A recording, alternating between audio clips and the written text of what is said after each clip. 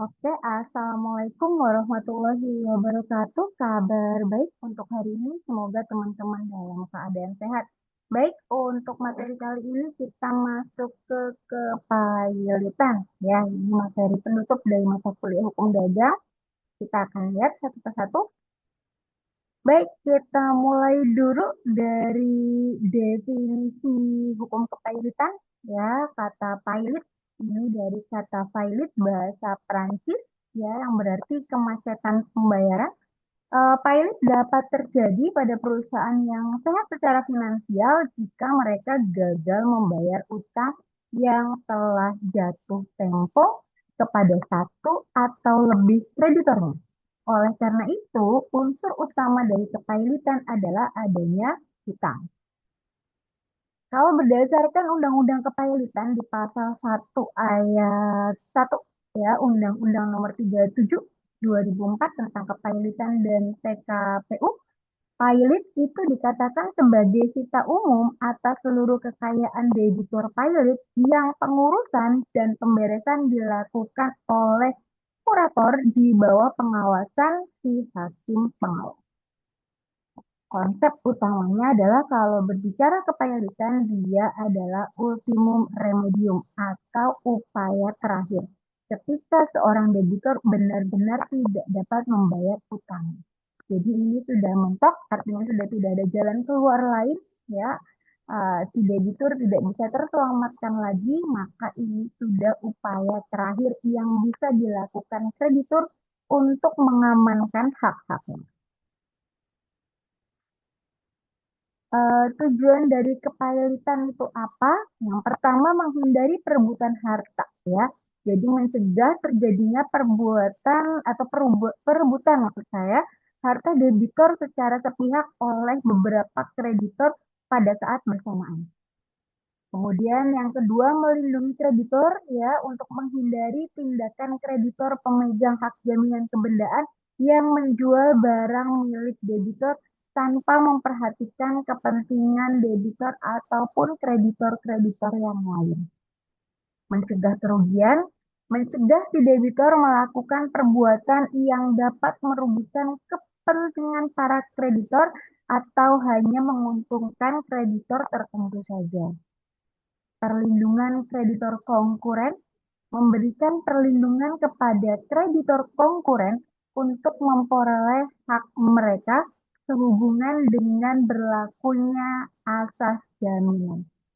Kesempatan untuk negosiasi memberikan kesempatan kepada debitor dan kreditor untuk berunding membuat kesepakatan restrukturisasi dari utang yang dimiliki oleh debitor. Sumber hukum kepailitan yang pertama di KUH Perdata, khususnya di pasal 1131, 32, 33 sampai 1134. Ya, kemudian di tahun 2004 itu ada Undang-Undang Nomor 37 tentang kepailitan dan PKPU. Kemudian di Undang-Undang PT juga diatur di Undang-Undang Nomor 40 tahun 2007 di pasal 104 dan 102. Dan ditambah juga di tahun 2011 Undang-Undang tentang Otoritas Jasa Keuangan, yaitu Undang-Undang Nomor 21 tahun 2011. Syarat dari kepailitan itu apa? Ya, di pasal 2 UUK PKPU ya. Di sini syarat debitor bisa dinyatakan pailit debitor yang punya dua atau lebih kreditor dan tidak membayar lunas sedikitnya satu utang yang telah jatuh tempo ya dinyatakan pailit dengan putusan pengadilan baik atas permohonan sendiri maupun atas permohonan satu atau lebih kreditornya. Pembuktian sederhana di pasal 8 UUK PKPU ayat 4, permohonan pailit di sini harus dikabulkan jika memang terdapat fakta yang terbukti secara sederhana. Pembuktian sederhana ini yaitu mengenai fakta adanya dua atau lebih kreditur serta adanya utang yang jatuh tempo dan tidak dibayar lunas Jika pembuktian utang rumit atau masih menimbulkan sengketa, maka syarat pembuktian sederhana jadi tidak terpenuhi.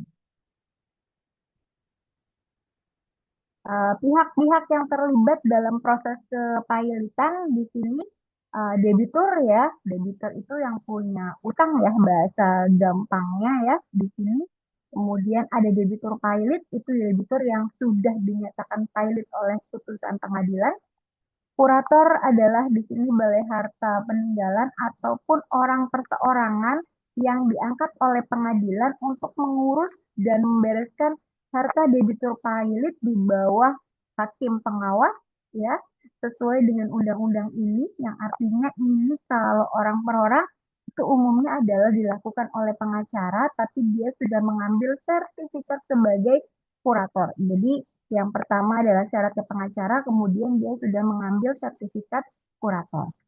Kemudian pengadilannya yang dipakai adalah pengadilan niaga di lingkungan peradilan umum, yang artinya pengadilan khusus ya, yang nanti tidak mengenal adanya banding ya, tapi langsung ke kasasi. Hakim pengawas itu hakim yang ditunjuk pengadilan dalam putusan pilot ataupun putusan PKPU. Kemudian debitur, definisi ya orang yang punya utang berdasarkan perjanjian atau undang-undang yang pelunasannya dia dapat ditagih di muka pengadilan. Ya, di sini benar si berutang.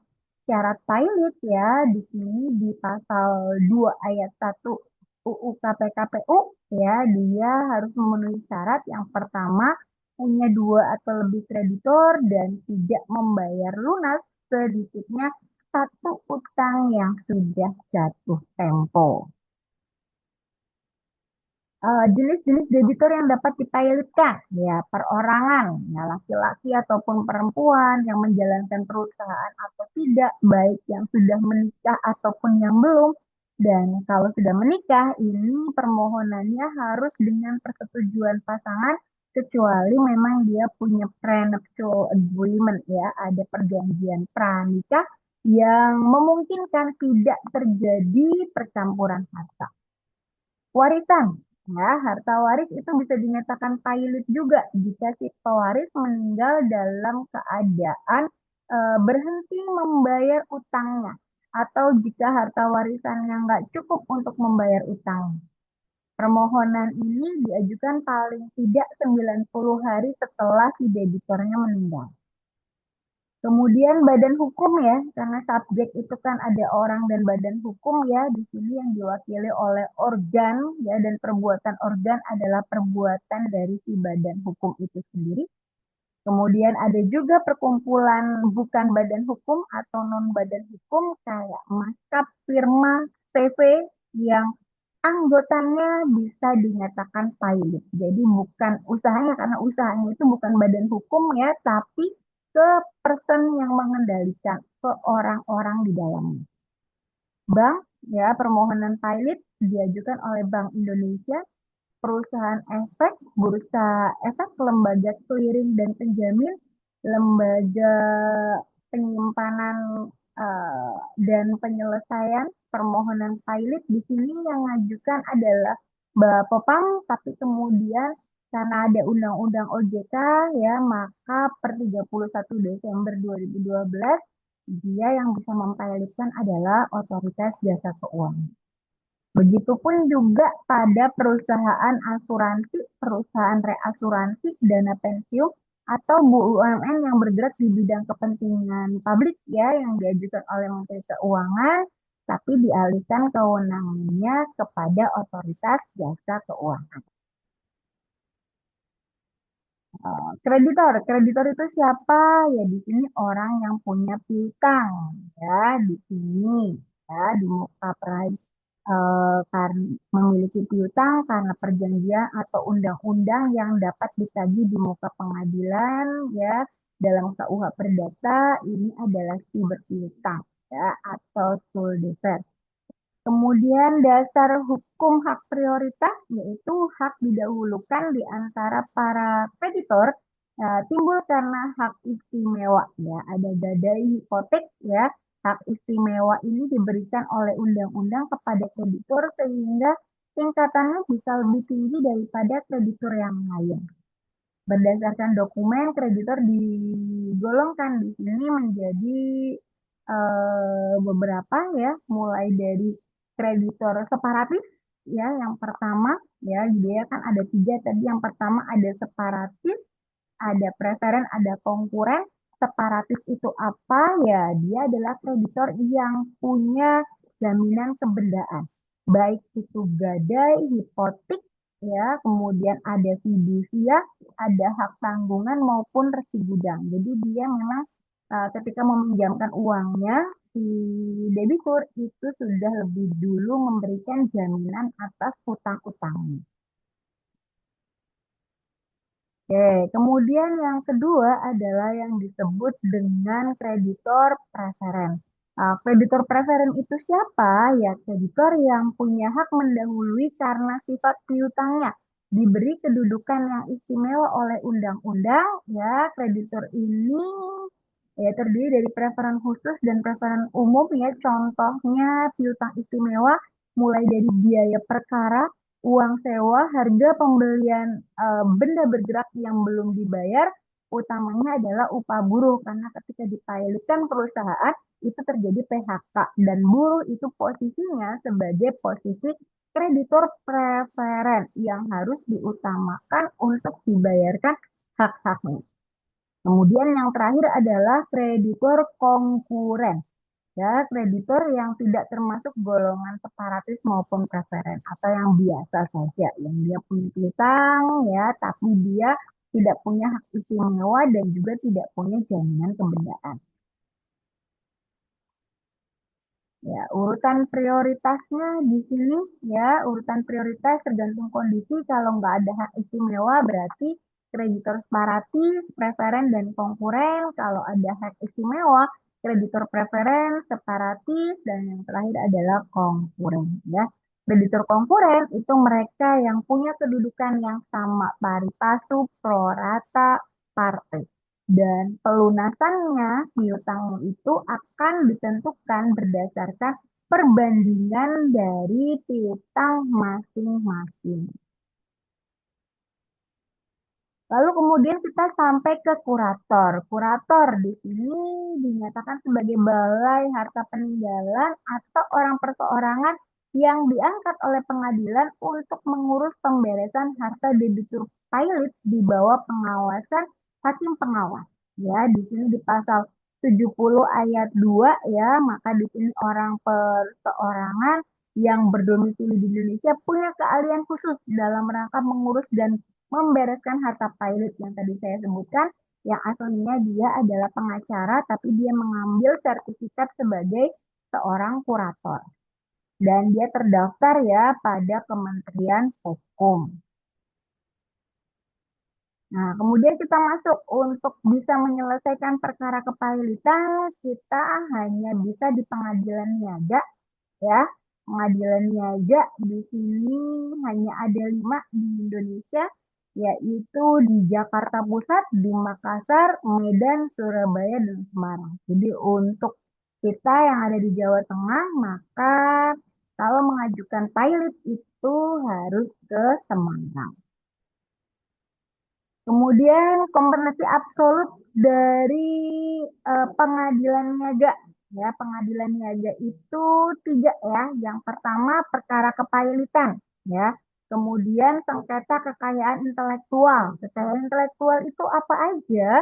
Mulai dari desain industri, desain tata letak sirkuit terpadu, ada paten, merek, kemudian hak cipta. Nah, itu semua merupakan kekayaan intelektual. Dan yang terakhir adalah memeriksa dan memutus sengketa proses likuidasi bank yang dilakukan oleh LPS.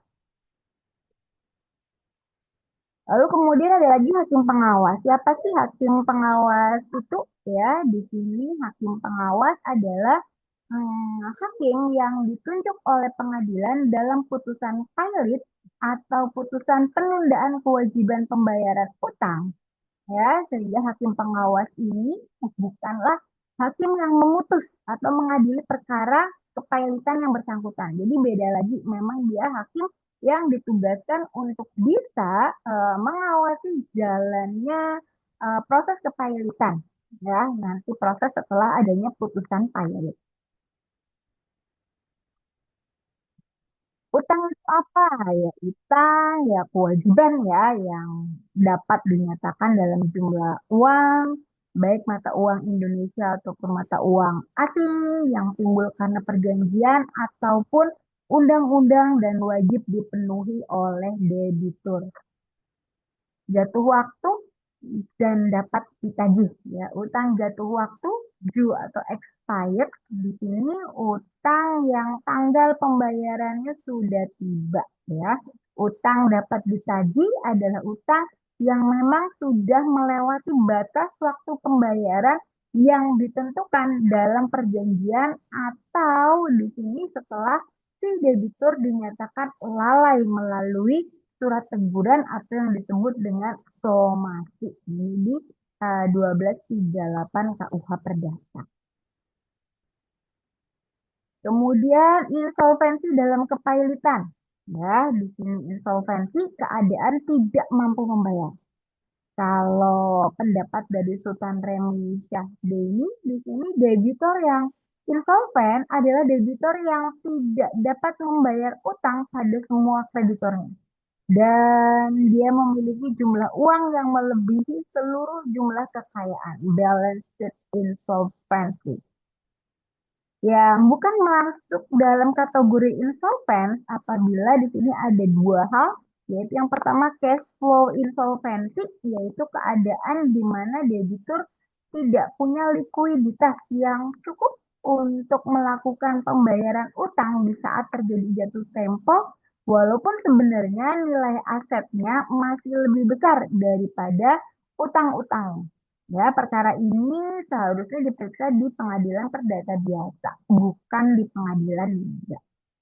Kemudian yang berikutnya adalah one prestasi, ya, perkara tidak dibayarnya utang yang tidak mengalami balance sheet insolvency adalah perkara one prestasi, yaitu cedera janji, ya, bukan kepayaan. Kemudian kita masuk ke masa berlaku, ya. Jadi terjadi yang namanya automatic stay atau automatic standstill, ya, diterapkan secara automatically sejak pernyataan putusan pilit dijatuhkan oleh pengadilan niaga. Jadi bukan dari sejak permohonan didaftarkan, tapi setelah ketuk palu. Tujuannya mencegah debitur untuk memindahtangankan harta kekayaan secara tidak sah sehingga melindungi para kreditor-kreditornya. Permohonan sebelum pilot biasa selama proses pemeriksaan kreditor di sini atau pihak tertentu dapat mengajukan permohonan kepada pengadilan untuk meletakkan vita jaminan dulu ataupun dia menunjuk kurator sementara untuk mengawasi pengelolaan usaha dan pembayaran yang dilakukan oleh si debitor.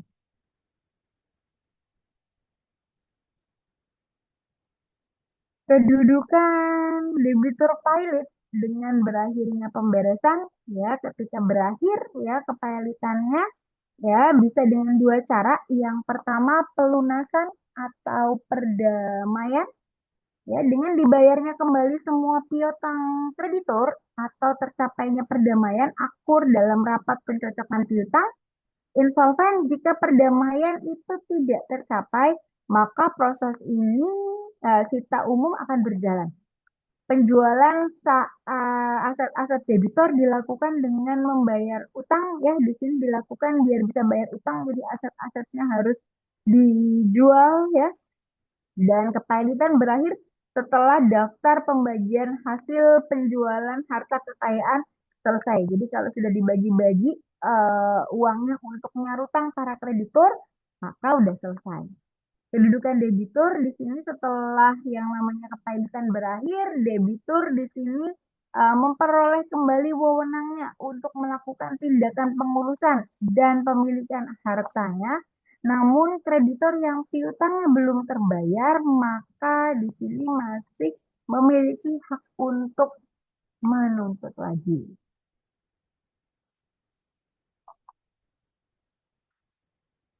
Restrukturisasi perusahaan. Ya, di sini restrukturisasi dan reorganisasi perusahaan adalah upaya untuk mengubah struktur keuangan atau operasional perusahaan untuk mengatasi masalah keuangan dan memastikan kelangsungan usahanya tetap berjalan. Tujuannya memberi kesempatan kepada debitur dan kreditur lain berunding, ya, membuat kesepakatan restrukturisasi utang sebagai salah satu tujuan dari kepailitan. Jadi emang pilot itu dari jalan terakhir, maka awal-awalnya harus ada diskus-diskus dulu. Salah satunya adalah ya dia membuka ya untuk bisa dijual bebas langsung ke customer. Oke, berikutnya kita masuk ke PKPU. Oke, PKPU suatu masa yang diberikan oleh undang-undang melalui putusan hakim niaga, di mana dalam masa tersebut kepada pihak kreditur dan pihak yang diberikan kesempatan untuk memusyawarahkan cara pembayaran seluruh atau sebagian utangnya, termasuk apabila memang perlu untuk merestrukturisasi utang ulang tersebut. Kemudian apabila permohonan dari Bank Rakyat Indonesia, apabila permohonan pernyataan pilot dan permohonan PKPU diperiksa pada saat yang bersamaan, permohonan PKPU itu harus diputuskan terlebih dahulu jika diajukan pada sidang pertama pemeriksaan permohonan pernyataan pilot. Nah, kemudian periodisasi PKPU yang pertama sementara, ya di sini PKPU pendahuluan yang akan diberikan oleh pengadilan niaga ketika adanya permohonan PKPU, baik permohonannya diajukan kreditor atau debiturnya sendiri, ya. Jadi sebelum dipilotkan, ya di situ dia mengajukan sendiri, jadi PKPU dulu biar nanti Mbok Menowo bisa dilakukan perdamaian untuk merestrukturisasi utang-utang, ya. PKPU sementara berlaku sejak tanggal putusan PKPU sementara dibacakan dan di sini berlangsung selama 45 hari. Dalam putusan PKPU sementara, pengadilan di sini akan menunjuk satu orang hakim pengawas dan mengangkat satu atau lebih pengurus untuk melakukan pengurusan selama PKPU sementara. Jadi dia pakainya pengurus ya di sini, bukan pakai kurator tapi pengurus. PKPU tetap ya di sini merupakan tahap perpanjangan dari PKPU sementara. Jangka waktunya maksimalnya 270 hari di sini terhitung sejak putusan PKPU sementara diucapkan. Tapi jika quorum tidak terpenuhi maka pengadilan harus menyatakan debitur pilot. 270 hari itu sebenarnya jangka waktu bagi debitur dan kreditur untuk perundingan dan pembahasan terkait rencana perdamaian. Bukan batasan waktu bagi debitur untuk menyelesaikan pembayaran utang-utangnya kepada kreditor. Dan ini akibat dari PKPU, ya, di sini akibat hukum yang akan timbul terhadap debitur, ya sekarang dia sudah tidak dapat melakukan tindakan kepengurusan atau kepemilikan atas seluruh atau sebagian hartanya tanpa persetujuan pengurus. PKPU dia tidak menghentikan perjalanan perkara yang memang sudah dimulai ya oleh pengadilan atau menghalangi ya atau menghalangi diajukannya perkara baru. Jadi tetap berjalan ya, tidak ada perubahan di situ. Begitu ya teman-teman untuk kepailitan dan PKPU lebih lanjut ya nanti kita akan bahas lagi kalau teman-teman ngambil mata kuliah hukum kepailitan ataupun hukum perusahaan dan kepailitan. Baik, demikian dari saya untuk hari ini. Kurang lebih mohon maaf. Wassalamualaikum warahmatullahi wabarakatuh.